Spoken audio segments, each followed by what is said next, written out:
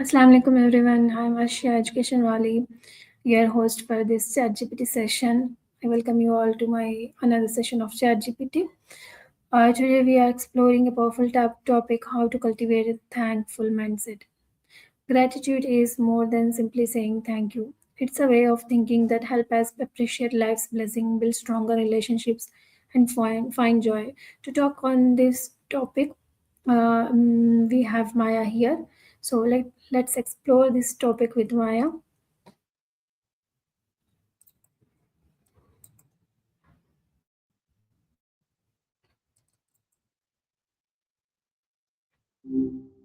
Hey there. Hey Maya, how are you? I'm doing great. How are things going with you? Alhamdulillah, I'm great. Thanks for asking me.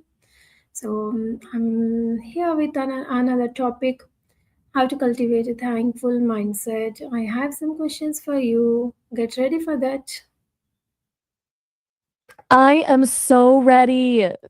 A thankful Good. mindset is such a game changer for how you experience the day.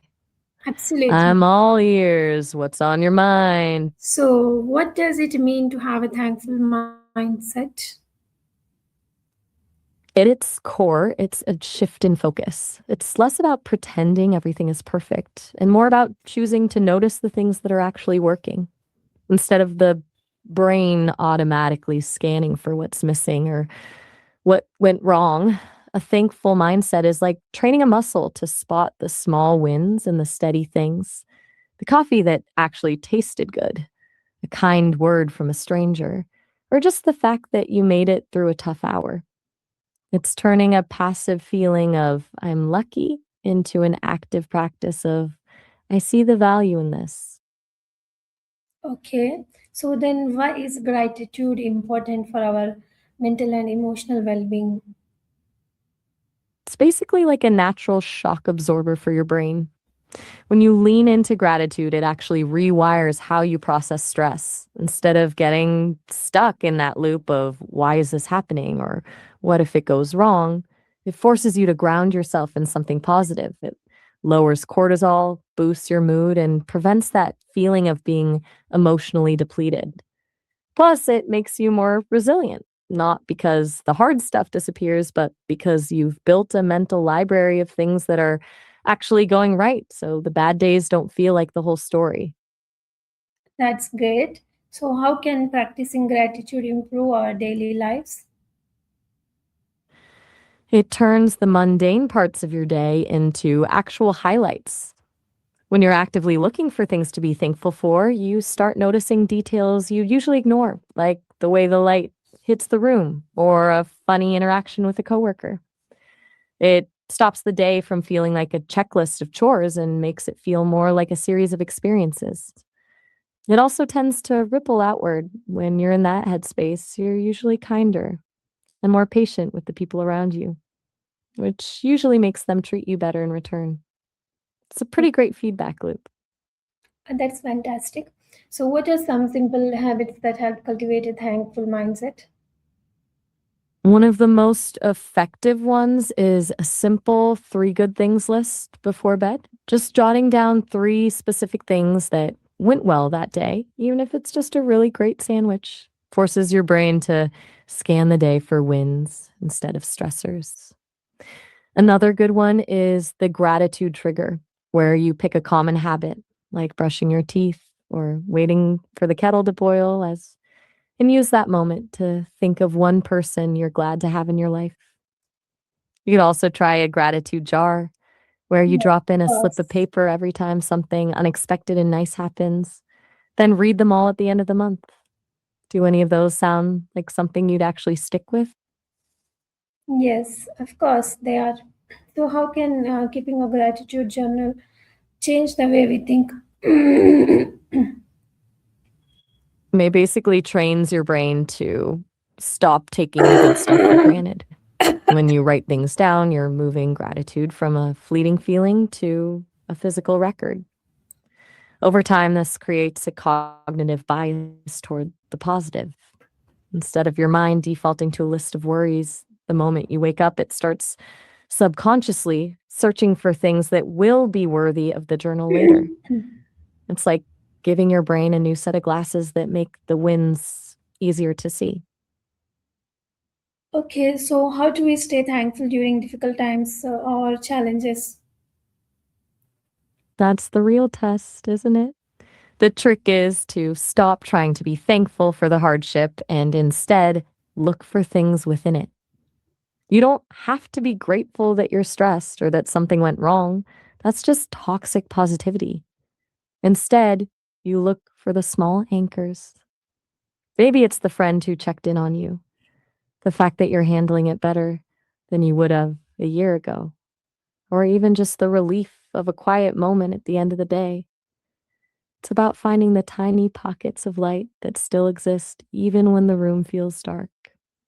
Does that distinction make sense to you? Yes, of course. What role does mindfulness play in developing gratitude? They're basically partners in crime.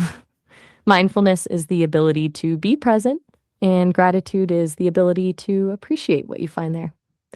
Can't really have one without the other because if your mind is racing toward tomorrow's problems or stuck in yesterday's mistakes, you're completely missing the things right in front of you that are actually worth being thankful for. Mindfulness slows everything down enough so you can actually notice the detail, like the smell of the air or the way a friend is listening to you. And that's exactly where gratitude kicks in and says, hey, this is actually pretty great. Okay, so then how can parents and teachers encourage gratitude in children? It all starts with modeling it because kids are like little sponges for our energy. If they hear you saying things like, I'm so glad we have this rain so the garden grows, or I really appreciate how you helped me with the dishes, they start to see gratitude as a natural way of interacting with the world. For teachers, something like a gratitude wall in the classroom where students can post sticky notes about things they're thankful for can make it feel like a community effort. Even just starting a lesson with a quick shout out to a classmate for something kind they did helps shift the focus from competition to appreciation. Do you think those kinds of visual reminders would work well in a classroom setting? Yes, it sounds interesting. I'm going to try it. So, how does expressing gratitude strengthen relationship? It's basically the glue that holds a relationship together. When you tell someone you appreciate them, you're not just being polite, you're validating their effort and making them feel seen. Shifts the dynamic from what are you doing for me to I see what you're bringing to my life. That creates a massive amount of trust and safety because people feel valued for who they are, not just for what they provide. It's the difference between a relationship that feels like a transaction and one that feels like a partnership. Okay, so so how does expressing gratitude strengthen relationships? I think we might have just had a little glitch in the matrix because we're circling back. But since you asked again, I'll give you a different angle. It's all about the positive reinforcement loop. When someone feels genuinely appreciated, they're naturally more inclined to keep being that supportive, kind version of themselves. It turns a relationship into a space where both people are actively looking for the best in each other, which makes the inevitable arguments way easier to navigate. Okay, then what are some common obstacles that prevent people from feeling grateful? The biggest one is definitely the hedonic treadmill. It's that human tendency to get used to the good things in our lives almost instantly. You get the promotion, the new house, or the perfect partner, and for a week it's incredible, but then it just becomes the new normal, and you start looking for the next thing to fill that gap. Then there's the comparison trap, which is basically a shortcut to misery. When you're spending your time looking at someone else's highlight reel on social media, it's almost impossible to feel grateful for your own reality because you're too busy measuring your behind the scenes against their best moments and honestly just sheer mental exhaustion. When you're in survival mode, your brain is wired to scan for threats and problems, not blossoms. It's hard to be thankful for the sunset when you're just trying to figure out how to get through the next 10 minutes.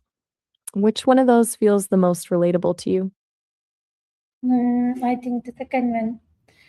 I'm not sure. So, what advice would you give to someone who wants to make a gratitude a lifelong habit? Mm, my best advice is to keep the bar low. People often make the mistake of waiting for big things to happen to feel grateful, but that's a recipe for burnout. The secret to making it a lifelong habit is finding joy in the tiny, boring stuff. The way your favorite pen writes, a green light when you're in a rush, or a really good cup of tea. If you only look for the mountains, you'll miss the whole landscape. Just pick one tiny ritual, like the three good things we talked about, and do it consistently. It's way better to be 1% more grateful every day than to try and force a total mindset overhaul in one weekend. Does that feel doable or does it sound a bit too simple? Yeah, it sounds interesting. Even we have to find the happiness in each and everything, small things, big things. So if we start to stick it, then our lives will go smoothly, and we'll be grateful to um, God. So we'll be grateful to everyone. So thank you, Maya. Thank you for giving enlightening us in this regard. So I hope everyone find it meaningful. See you in the next session. Bye bye. You're so welcome. It was a joy exploring this with you. I'm glad you found it meaningful. And I can't wait to hear how that gratitude wall works out in the classroom. Until next time, bye bye. We hope these questions inspire you to appreciate the little things, focus on life's beginning, and make gratitude a daily practice. Thank you for joining us. I'll see you in the next session. Until then, keep learning, keep growing. Allah Hafiz. Assalamu alaikum.